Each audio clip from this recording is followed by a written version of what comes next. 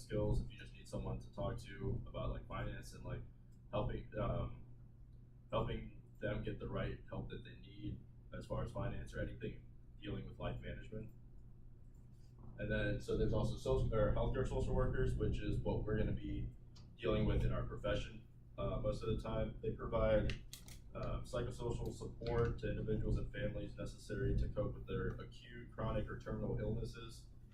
They advise the family, they'll provide the patient with education and counseling, and they'll also make referrals if the patient needs anything further than that counseling for their any type of illness. They can also provide care and case management interventions to promote health, prevent diseases, and to address any barriers that are affecting that patient's access to healthcare or any other services that they might need. There's also mental health and substance abuse social workers, which they basically interview the patient and possibly their loved ones to kind of get a full picture or full story about what's happening, and then they'll help that patient come up with a plan to address that issue. And to address that issue, they can refer that patient to other professionals, psychologists or counselors. And actually, we're going to hear Kevin's dad talk about some of this because he deals with a lot of mental health. Yeah, so my dad's been practicing psychology at like the VA for, I think what he says is 40 years now, so he has a lot of experience. And he specializes in what Kieran was just talking about. A lot of his patients are obviously mental health, but also he specializes in the substance abuse category. So a lot of his patients are using, and I actually did some of my shadowing at the VA, so there is some crossover here with PT, because I know when I was in the physical therapy department, we actually saw some of his patients as well that he was treating. We also chose him. He's going to talk about working with the mental health social workers, but also my grandmother was in the hospital for a few months over the summer, and he didn't really know much about the healthcare social workers, and so he was able to provide us with kind of a patient side of view that doesn't really know much about healthcare social work, and he got to interact with them. And it wasn't just like I said, it wasn't like she went in and was there for a couple days and left. She kind of got bounced around from like ICU, acute care, to rehab. She'd have a relapse. He does talk about it. She actually ended up passing, but he talks to them, and they kind of helped him through that whole process of when she was in the hospital for that 2 or 3 months. So, Dad, is it okay if I record you for this interview? Yes. And is it okay, this is going to be put into an archive of interviews for possible future students to use. Are you okay with this recording being in there? Yes. Okay, so before we kind of start the interview, what is your career and how long have you been practicing your career for? Okay. I got my PhD in 1975. Okay. I then was a psychologist in the Air Force for a period of time, and then I transitioned to the VA. Okay. My first job in the VA was for 2 years. I was in charge of acute psychiatric wards in the VA in Maryland. Okay. And then I transferred to the VA in Dallas in the late 70s, and that was a substance abuse program, and I've been with that program since that time. So basically, I've been in substance abuse treatment for probably over 40 years. Okay, and so we've kind of talked to our class about the different settings and positions of social workers. So we've kind of talked to them about how there is a mental health and kind of like a substance abuse category for social work. So Right. What role do the social workers play in your profession? Okay. Well, we have, at our hospital, we have an outpatient program, and we have a residential program, a 42-bed residential program. In the residential program, the vets are treated by a multidisciplinary team. Okay, the team is made up of psychologists, social workers, PT people, kinesiology people, OT people, physician's assistants, psychiatrists. We have a medical doctor.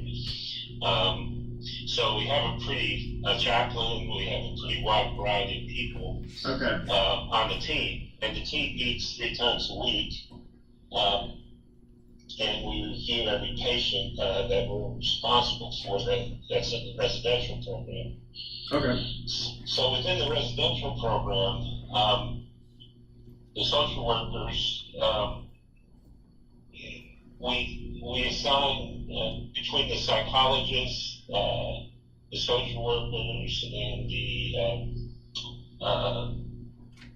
addiction therapists, we assign each individual patient to one of those people as a case manager. So as far as doing case management, the social worker does the same thing that the psychologist does and the addiction therapist does.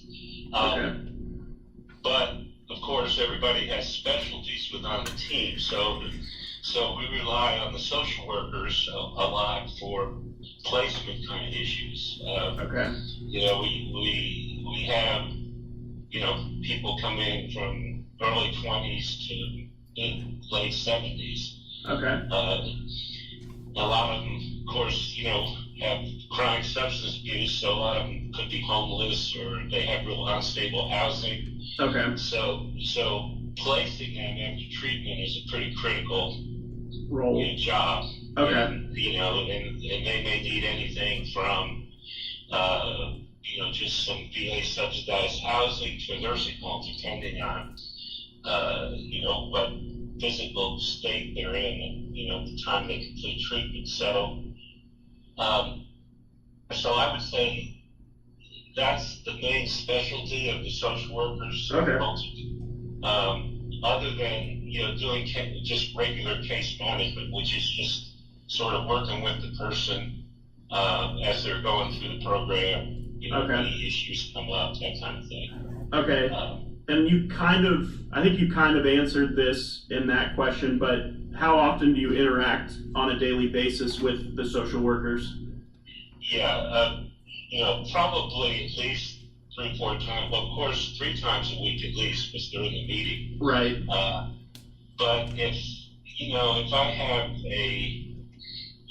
issue with a patient, you know, he's asking about, you know, how do I get this kind of housing, you know, that kind Right. of thing. I'll go to the social worker Okay. who knows a lot more about that kind Right. of stuff than I do. Yeah. Okay. And then finally, do you notice an impact on the patient's overall care when the social workers are involved? Yeah, I mean, the social workers, like I said, they do case management, so they'll work with that, you know, as they're going all the way through the program. Okay. Now, if they're an outpatient, if they're working with the outpatient program, they actually do more kind of like therapy. Okay. You know, because a lot of times people coming in as outpatient usually have stable housing, Okay. worked in or whatever. So they take more of a role of like just doing therapy with Okay. somebody. Yeah, Now, I'm sorry, go ahead. one thing I can't explain fully to you, but there's different levels of social worker. Yeah. And they can get like a special license. Some of our social workers have that, some of them don't. Yeah. And with that license, they actually can function as independent therapists. Okay. Yeah, and that's actually in our presentation. By now we've covered that in more detail in our presentation, so hopefully Okay. the class will have an idea of that. Okay. So now we're gonna do a total transition to, you Right. don't have as much to or you haven't with healthcare social Right. workers in the hospital setting, but you know, my grandma and your mom Right. has spent a long time in the hospital recently, so I was gonna have you answer some questions about interacting with social workers in the hospital setting as more of someone who's involved in a patient's family and not necessarily within a specific profession. Right. So do you want to, I was gonna have you give a little background on Okay. just how long, you know, she was in the hospital and what settings she went through in the hospital. Okay. So midsummer, she started to develop symptoms that were eventually diagnosed as congestive heart failure. Okay, So she was having issues with swelling in her legs, and the main issue was fluid was building up in her lungs. okay,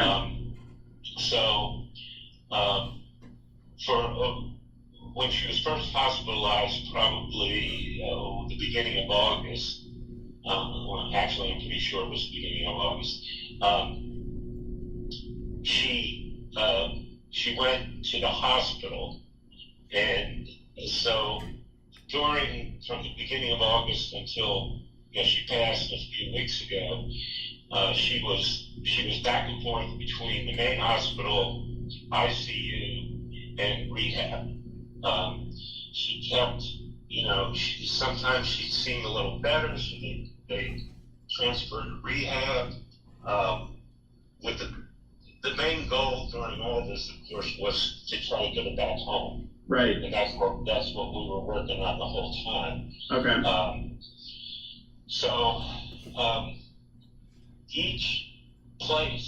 Each one of those 3 places had a team. okay, And on each team there was a social worker. okay. So the first question is what interactions did you have with the social workers? Okay, so a lot of interaction I had with social workers was when she was in rehab, and Okay. we thought she was in the final stage of treatment before she went home. Okay, And so the social worker at that point was, helping me, set up home health care, their possible medical transportation, because, they both can't drive, or Right. they both couldn't drive. okay, Meals on Wheels, and, give them food. right, So that's kind of what we were focusing Dealing with. on with the social worker that was in rehab, and of course they were working real closely with the physical therapists and the respiratory therapist people, because going home was really dependent on whether she could function right, in the home situation, right, and how much oxygen she was going to need. right, So, okay, and that kept fluctuating, as you know, right. over time. Yeah. Okay, was there any of that or anything else that you weren't aware of that the social worker helped you with that their profession did? Well, there were a couple things. One was one of the social workers agreed to contact the VA and see what additional care Bunny was eligible for, even though he wasn't the patient, he was the husband. Right, So one of the social workers did that for me. She contacted the VA, and actually he ended up getting additional care okay, as a result of that. okay, And then in her more critical stages, there was a social worker on the palliative care right, team, and then there was a social worker on the hospice okay, team. okay, And so, at various times, talk to those social workers. Of course, those issues were more like, should she go in the